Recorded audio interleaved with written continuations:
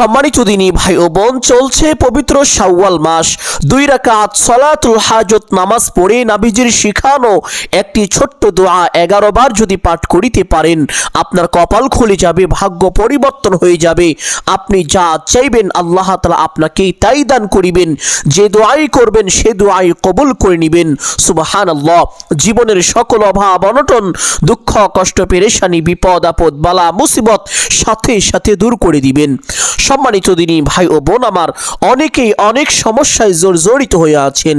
অনেকে আছেন অভাবগ্রস্ত, অনেকেই ঋণগ্রস্ত। লক্ষ লক্ষ কোটি কোটি টাকা ঋণ করে ফেলেছেন। অনেক চেষ্টা করেছেন ঋণ পরিশোধ করার জন্য, কিন্তু কোনোভাবে আপনার ঋণ পরিশোধ হচ্ছে না।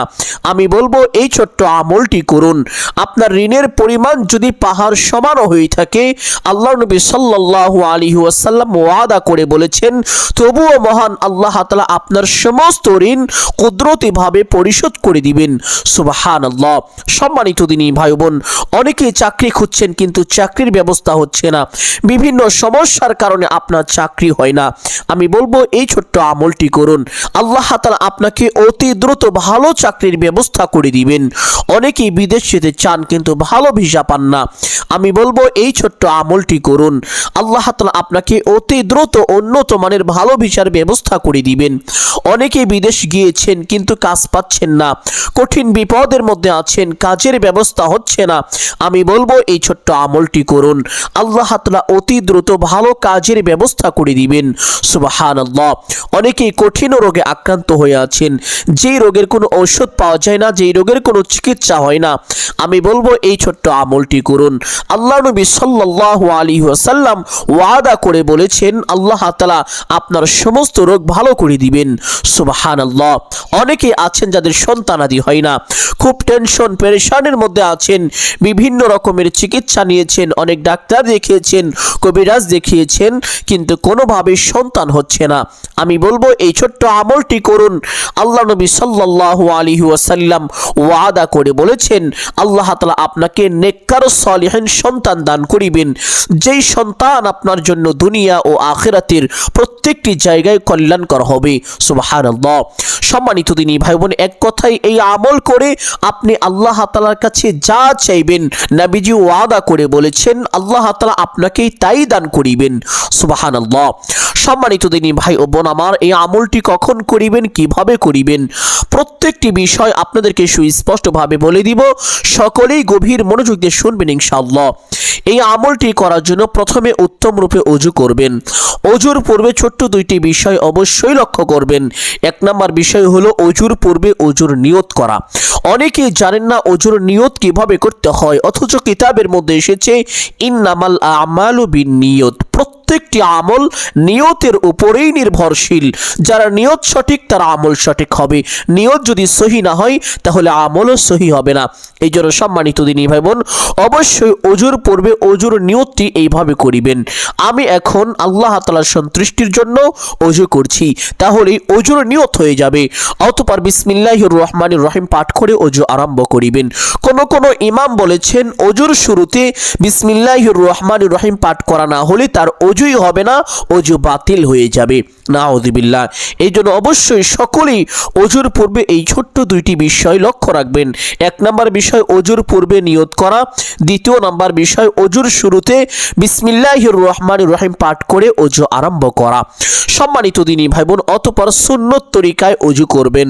যদি সুন্নত তরিকায় ওযু করতে পারেন, আল্লাহ নবী সাল্লাল্লাহু আলাইহি ওয়াসাল্লাম বলেছেন, ওযুর সময় আপনি যে অঙ্গগুলো ধৌত করবেন, এই অঙ্গগুলো ধৌত করার সময় যেই পানিগুলো ঝরে যাবে, এই ঝরে যাওয়া পানির সঙ্গে সঙ্গে আপনার গুনাহগুলো ঝরে যাবে। সুবহানাল্লাহ। শুধু তাই নয়, নবীজি আরো বলেছেন, ওযুর সময় যেই অঙ্গগুলো আপনি ধৌত করবেন, এই অঙ্গগুলো দিয়ে কাল হাসরের ময়দানে নূরের ঝলকানি বের হবে, যা দেখে আল্লাহ নবী সাল্লাল্লাহু আলাইহি ওয়াসাল্লাম আপনাকে চিনতে পারবেন।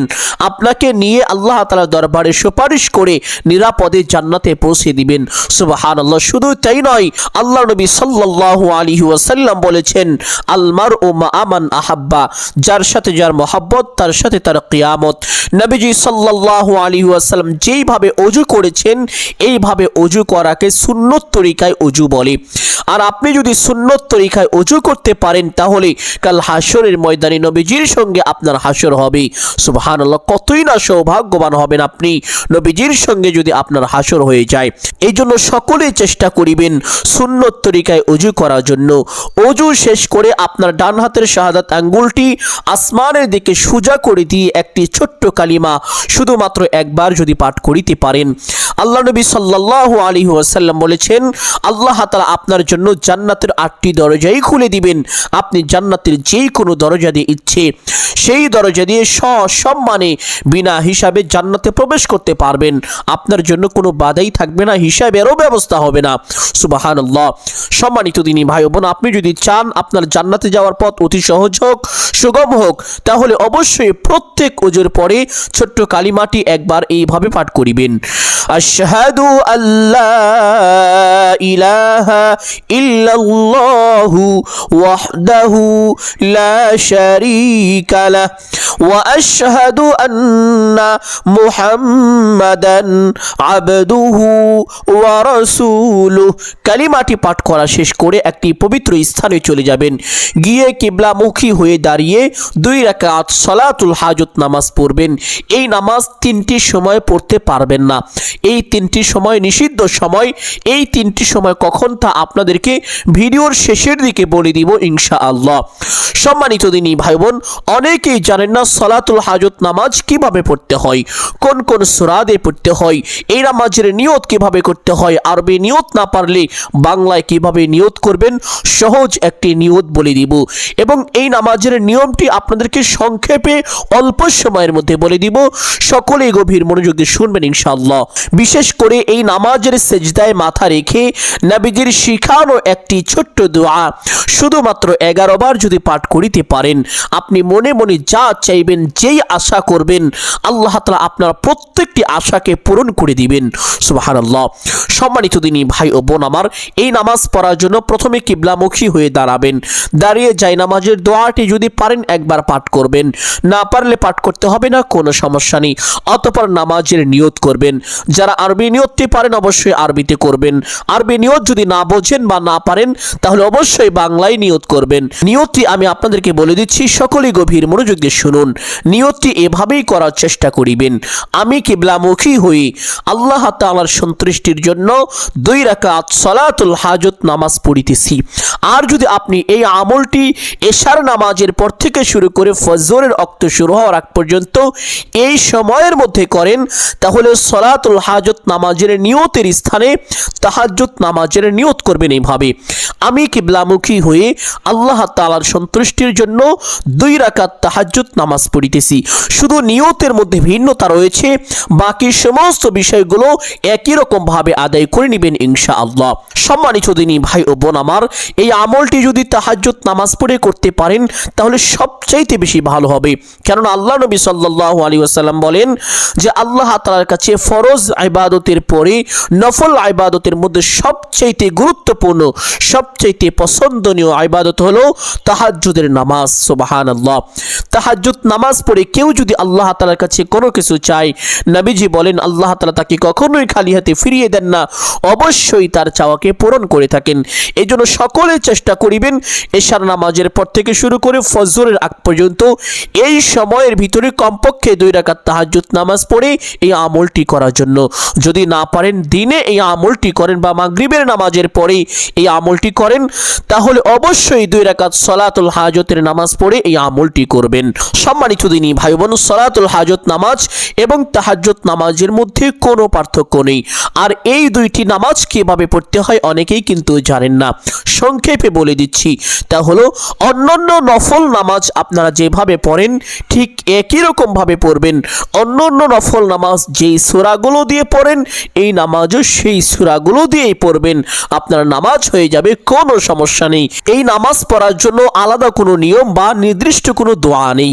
অন্যান্য নফল নামাজ যেভাবে পড়ে থাকেন ঠিক একই রকম ভাবে পড়বেন ইনশাআল্লাহ। সম্মানিত দিনী ভাই ও বোন আমার, আশা করি নামাজের বিষয়টি বুঝতে পেরেছেন। নামাজ শেষ করে সে স্থানে বসে সর্বপ্রথম এই ছোট্ট দুরূদটি পাঠ করিবেন।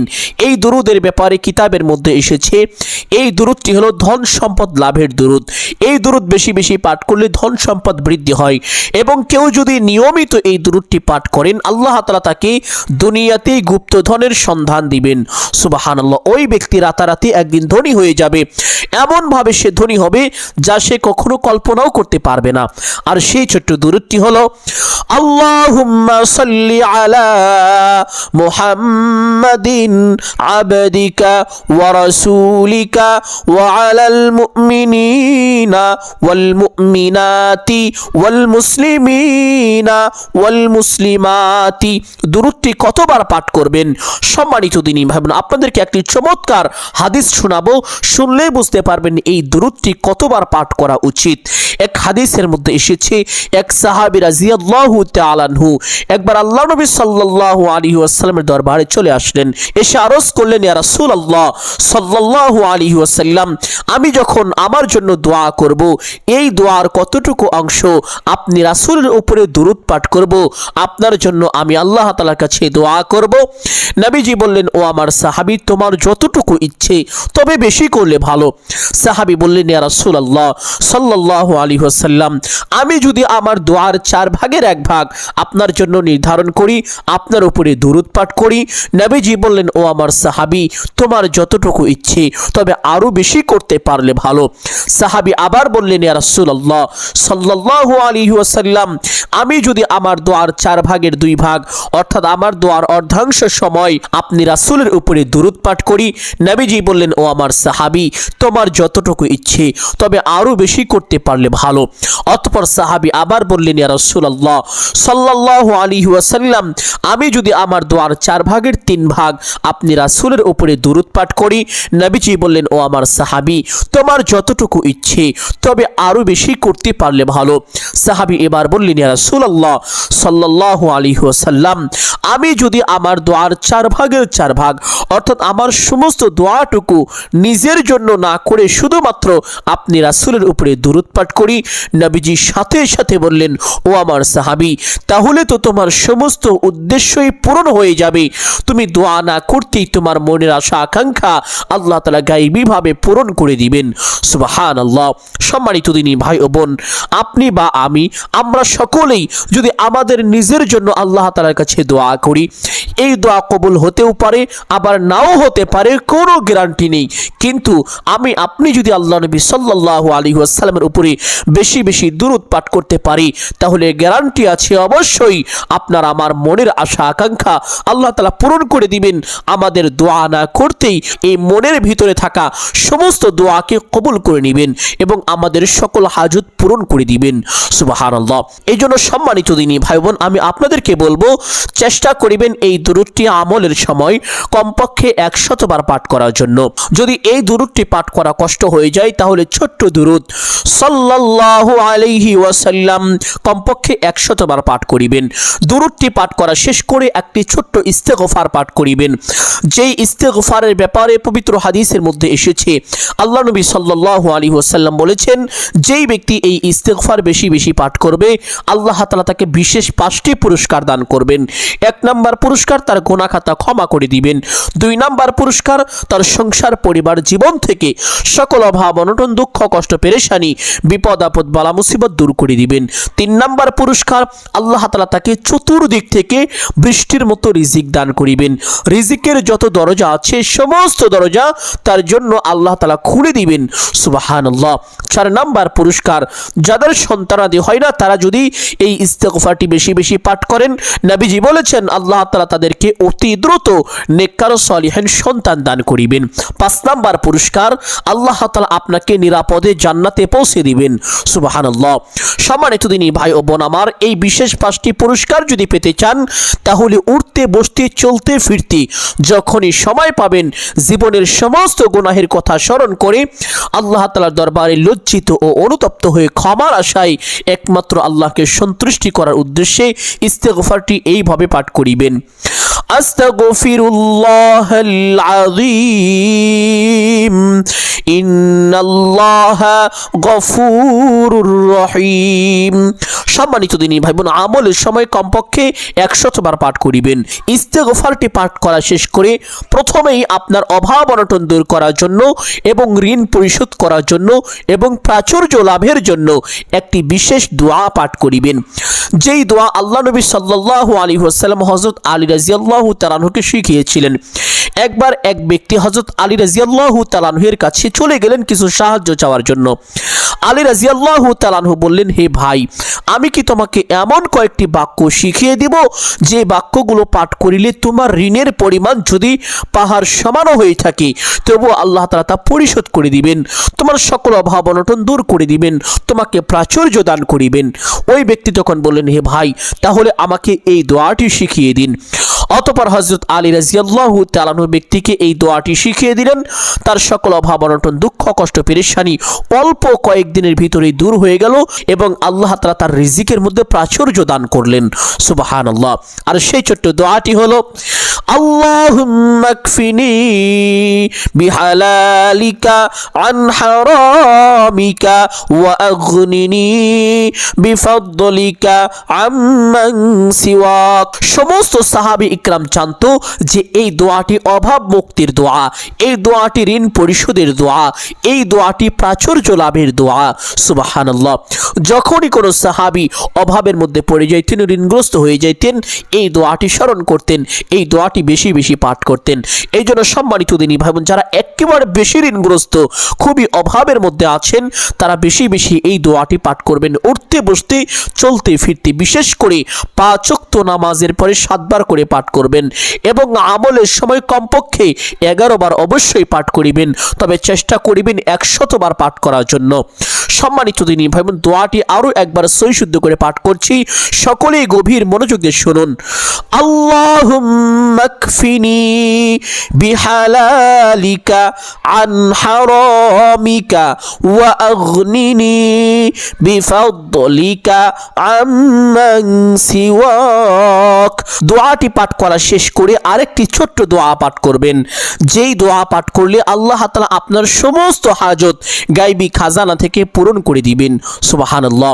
আর সেই ছোট্ট দোয়াটি হলো, আল্লাহুম্মা ইয়া কাদিয়াল হাজাত, আল্লাহুম্মা ইয়া কাদিয়াল হাজাত।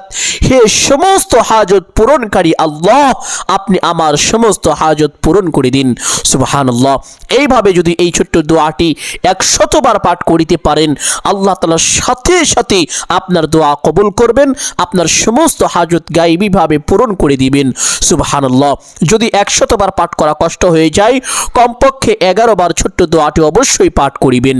সম্মানিত দিনী ভাই বোন, দোয়াটি পাঠ করা শেষ করে আরেকটি ছোট্ট বাক্য পাঠ করবেন, তা হলো, আল্লাহুম্মা আজিরনি মিনাদ দাইন, আল্লাহুম্মা আজিরনি মিনাদ দাইন। হে আল্লাহ, আপনি আমার সমস্ত ঋণ পরিশোধ করে দিন। সুবহানাল্লাহ। এই দোয়াটি চেষ্টা করিবেন 100 বার পাঠ করার জন্য, না পারলে কমপক্ষে 11 বার অবশ্যই পাঠ করিবেন।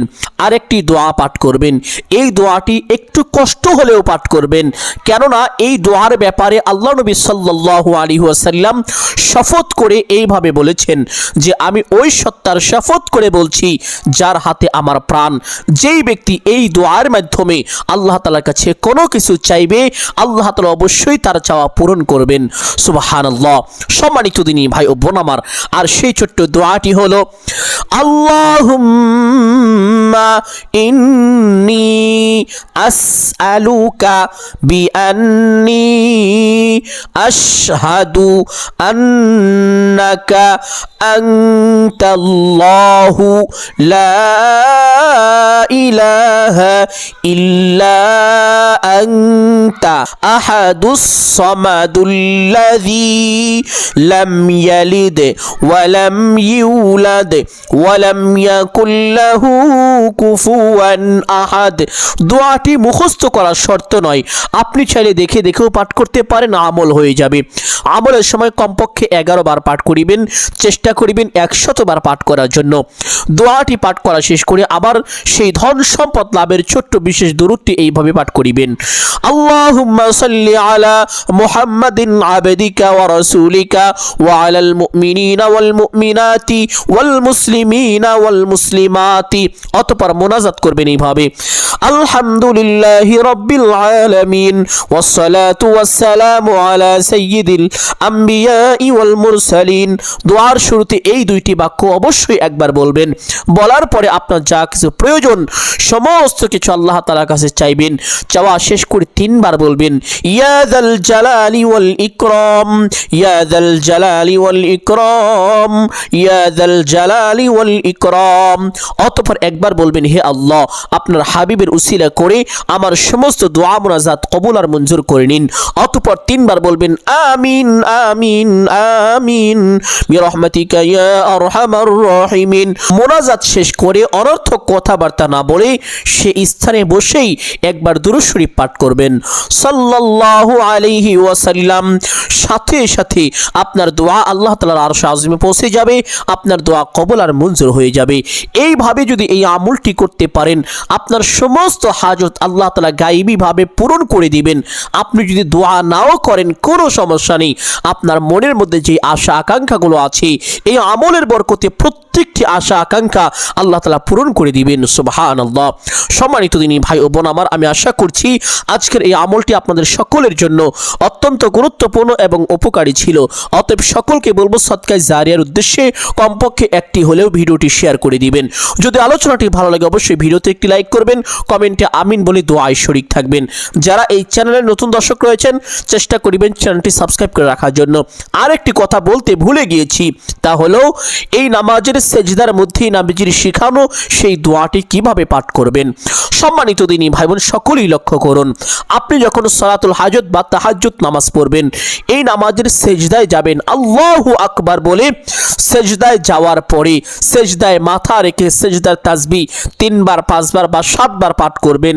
পাঠ করা শেষ করে 3টি বাক্য পাঠ করবেন। 1 নম্বরে, আল্লাহুম্মা গফিরলি, হে আল্লাহ আপনি আমাকে ক্ষমা করে দিন, ওয়ারহামনি, এবং আমার উপরে দয়া করুন। দয়া করুন এখানে অনেকগুলো কথা লুকায়িত আছে। যেমন ধরেন আপনি কোনো বিপদ আপদের মধ্যে পড়ে গেলেন, আল্লাহ তাআলা আপনাকে সেই বিপদ থেকে উদ্ধার করবেন। কোনো কঠিন পরিস্থিতির মধ্যে পড়ে গেলেন, আল্লাহ তাআলা সেই কঠিন পরিস্থিতি আপনার জন্য সহজ করে দিবেন। কোনো কঠিন কাজে হাত দিয়েছেন, আল্লাহ তাআলা সেই কঠিন কাজকে সহজ করে দিবেন। এইভাবে আল্লাহ তাআলা আপনার উপরে দয়া করবেন। সুবহানাল্লাহ। অর্থাৎ যে কোনোভাবে আপনাকে আল্লাহ তাআলা কষ্ট হতে দিবেন না, আল্লাহ তাআলা আপনার সমস্ত কষ্টকে সহজ করে দিবেন। এর নামই হলো দয়া করা। সম্মানিত দিনী ভাই বোন, 3য় নাম্বার বাক্য হলো ওয়ারযুকনি, এবং আমাকে রিজিক দান করুন। এই 3টি বাক্য যদি আপনি এই নামাজের সেজদায় মাথা রেখে পাঠ করতে পারেন, আল্লাহ তাআলা আপনার মাথা ওঠানোর আগেই আপনার দোয়া কবুল করে নেবেন। সুবহানাল্লাহ। 1 সেকেন্ডও দেরি হবে না যদি এইভাবে এই আমলটি করতে পারেন। সম্মানিত দিনী ভাই ও বোন আমার, আমি আশা করছি বিষয়টি বুঝতে পেরেছেন। আসসালামু আলাইকুম ওয়া রাহমাতুল্লাহি ওয়া বারাকাতুহু।